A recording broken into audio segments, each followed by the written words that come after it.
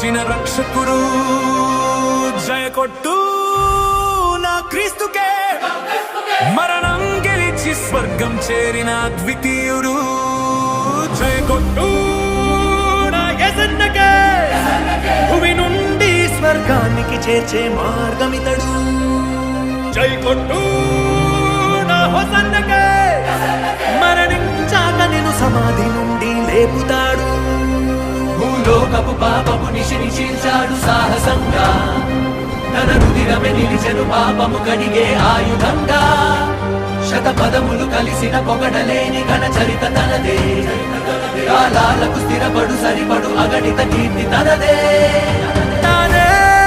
తనకు సాటి ఈ లోకాన